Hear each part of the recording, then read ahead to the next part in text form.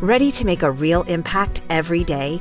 Join the Active Day Home Care team and help clients maintain their independence in the comfort of their own homes. Make a difference in someone's life as you provide essential daily assistance and protect their health and happiness. Earn up to $20 an hour and enjoy additional perks like optional daily pay, 401k, paid time off, ongoing educational training, and more. Join a team that values care, compassion, and your professional growth. Visit activeday.com to apply. Okay, let's unpack this. Imagine the scene. Sunday, June 15th, 2025. The final day, 125th U.S. Open. Right. Pressure cooker. Totally. The air is thick, the course is just relentless, and you've got this player, J.J. Spaun, making what seems like an impossible charge. Yeah. What happened next? It really was like something from a movie, a real fairy tale ending that nobody really predicted. Especially not there. On one of golf's most, well, brutal stages. It was extraordinary, and we've got, a good amount of material detailing exactly how it went down. So this deep dive, it's all about pulling out those key pieces for you. Not just that he won, but, how he did it. Exactly. The stage, the journey that got him there, and crucially, the big personal battles he had to overcome. We're diving into the sources we have, trying to understand all the layers of this incredible win. And if you look right at the end, the climax, well, it's undeniable. The sources all confirm it. J.J. Spaun wins the 2025 U.S. Open. At Oakmont. That's the headline, yeah, absolutely. Yeah. And that final moment, oh, wow, pure electricity. Picture this.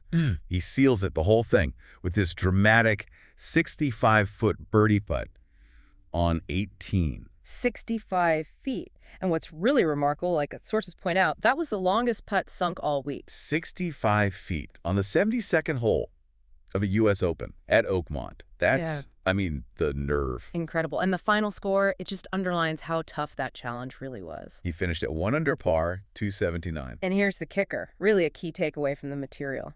He was the only player, the only one in the entire field to finish the tournament under par. Wow. Just the only one. That speaks volumes, doesn't it? About Oakmont. It really does. And the margin. How much did he win by? 2 shots clear of the runner-up. So pretty decisive in the end, especially considering, the conditions. Right. Speaking of difficulty, yeah. Let's talk about that stage. Oakmont Country Club, Pennsylvania. This place isn't just famous. It's notorious. Oh, absolutely. Renowned for being one of the hardest courses, period, in championship golf. We're talking the church pews. Yep. The infamous church pews bunkers. Greens that are just lightning fast, like scary fast. And the whole layout just demands precision. Every single shot. Relentlessly. Yeah. Yeah. It's got this deep history with majors, and the sources show, 2025, it lived up to the hype.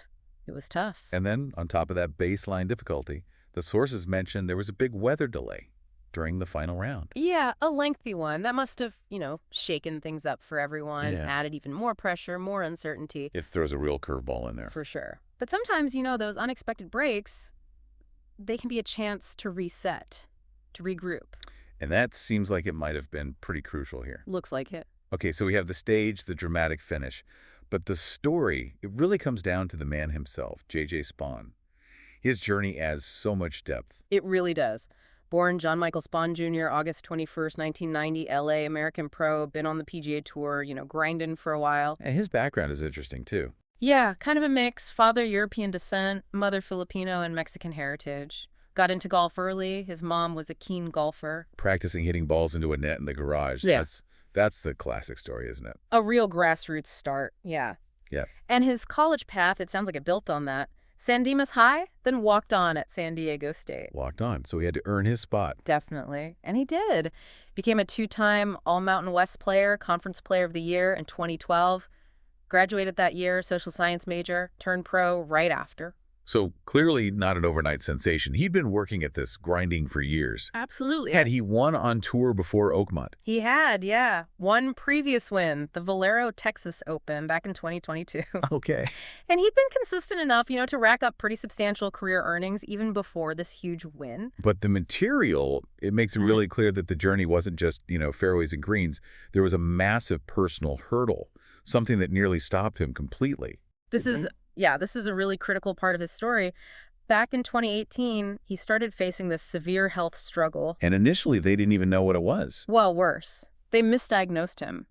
Initially told him it was type 1 diabetes. Misdiagnosis? Yeah. How did that affect him? I mean, physically, professionally? The symptoms were just debilitating, things like dizziness, blurred vision, and really alarming weight loss.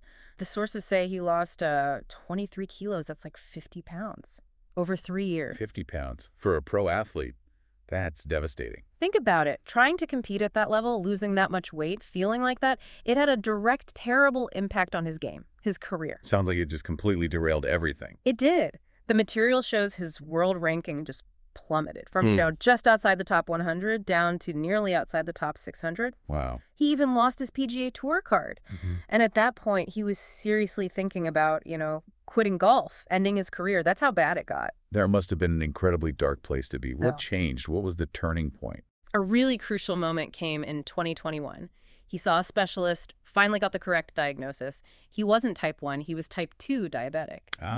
So getting the diagnosis right was the key. Exactly, because it wasn't just having diabetes, it was getting the wrong treatment for the wrong type. Once they knew it was type 2, they could start the proper treatment, insulin, other things. And that allowed him to recover. It let him regain his health, his strength, and critically, his form.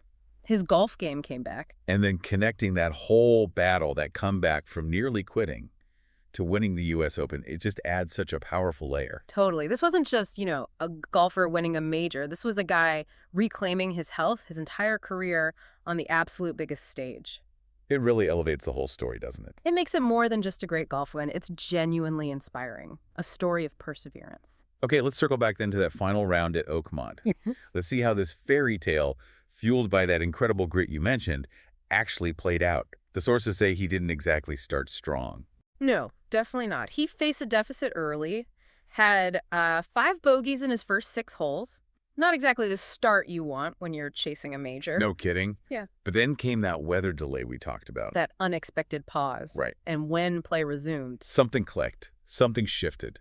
He was just remarkable on the back 9, made 2 really long-range birdies that just shot him up the leaderboard. Especially while others were struggling. Yeah, exactly. Even after the rain maybe softened things slightly, a lot of guys were still finding Oakmont really, really tough. He was moving the other way. The momentum clearly swung his way. What were the absolute key moments, the shots that defined that comeback? Well, the material points to 2 big ones. First, a really precise approach shot on 17. It's a drivable par 4. Okay. That set up a crucial 2-putt birdie.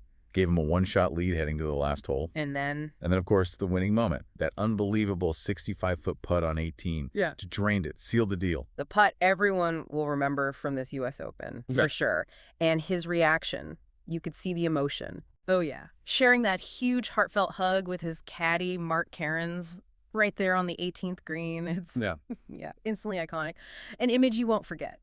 So this win marked his 2nd career PGA Tour victory. Yeah. And the immediate impact, winning a major like the U.S. Open. It was huge, significant. His world ranking instantly shot up, landed at number 8. Number 8, wow. Yeah.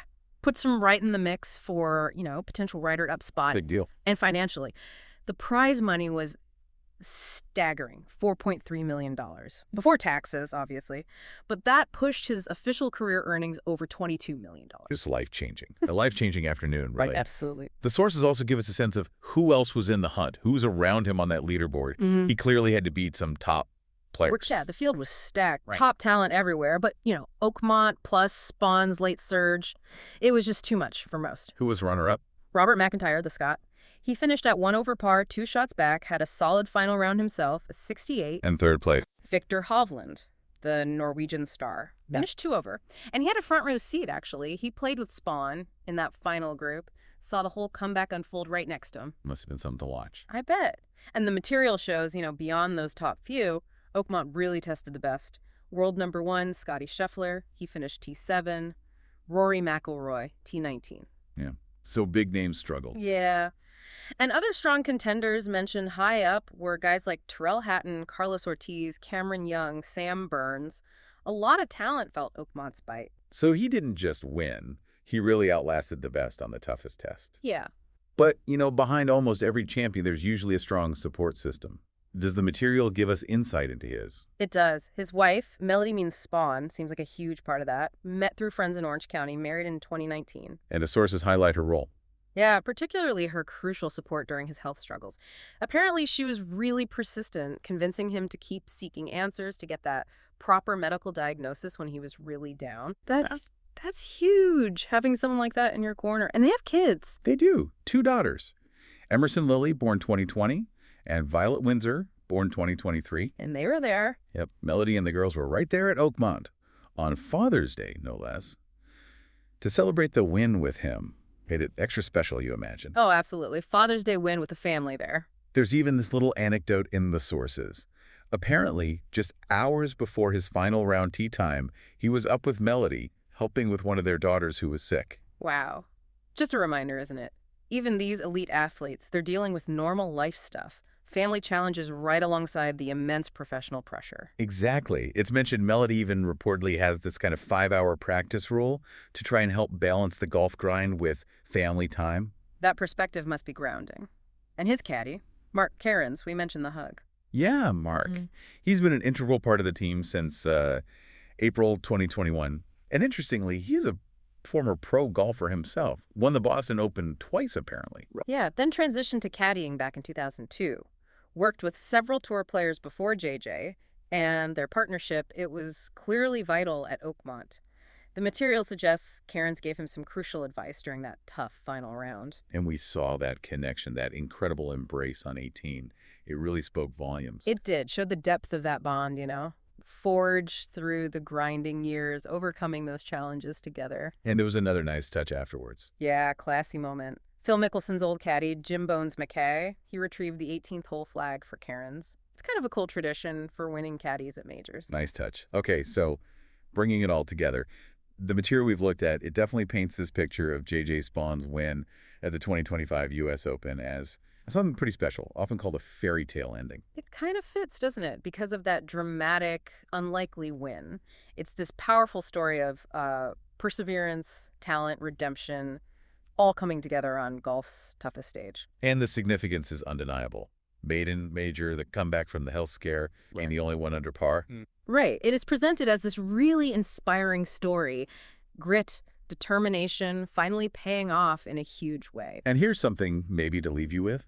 Based on this deep dive into the sources, while everyone calls this story a fairy tale, and yeah, that 65-foot putt felt pretty magical, the material makes it really clear it wasn't just magic. No, not at all. It involved years and years of grinding it out on tour, battling that really serious personal health challenge, the diabetes, which almost ended his career. And managing the real demands of family life right alongside this high-pressure job. Exactly. The sources show, he lost his tour card. He nearly quit the game entirely. Success didn't just happen overnight, and it definitely wasn't handed to him. So for you listening, thinking about maybe your own challenging goals, professional, personal, whatever, what does this story mean when you inevitably hit those setbacks? Yeah, how much of achieving something really big is just raw talent, and how much is simply refusing to give up, even when things look, incredibly bleak and you're facing tough personal stuff? And maybe, what role does having the right support system play? Having people around you when you're navigating those really difficult times. Spaun's win at Oakmont, it's a potent reminder, isn't it? That perseverance through real difficulty, even severe health crises, career setbacks, it can lead to these unexpected, deeply inspiring triumphs.